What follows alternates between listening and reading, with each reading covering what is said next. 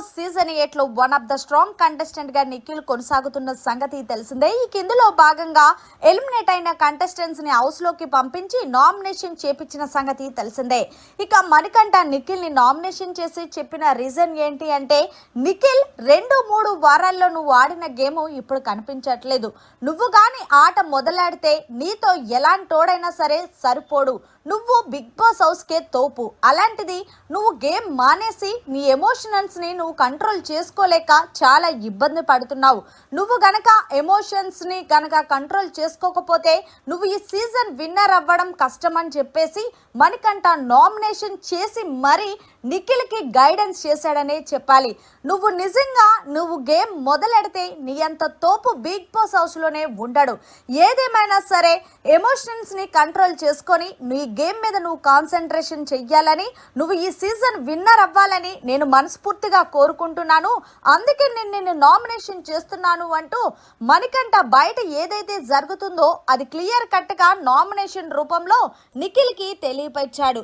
ఇందులో భాగంగా నిఖిల్ అస్సలు ఫీల్ అవ్వకుండా thank you so much Manikanta అంటూ నిఖిల్ చెప్పుకొచ్చాడు. అంతేకాకుండా మణికంఠని హట్ చేసుకున్నాడు కూడా.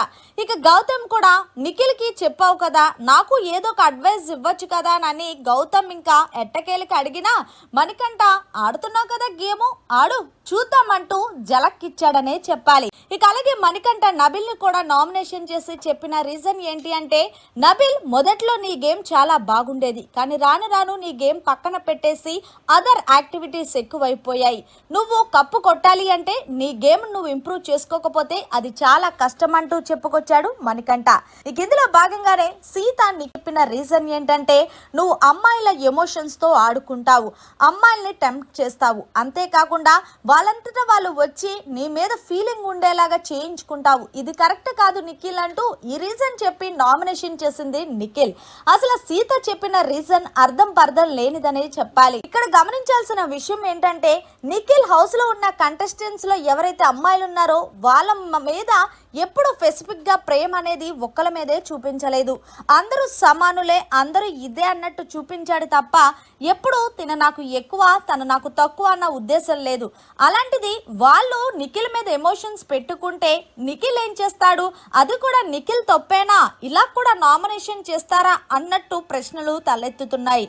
ఏదేమైనా సరే హౌస్ లో ఉన్న కంటెస్టెంట్స్, బయటకు ఎలిమినేట్ అయ్యి వచ్చిన కంటెస్టెంట్స్ నిఖిల్ ని టార్గెట్ చేసినా సరే నిఖిల్ ఒక్క మాట కూడా మాట్లాడలేదు చూడండి.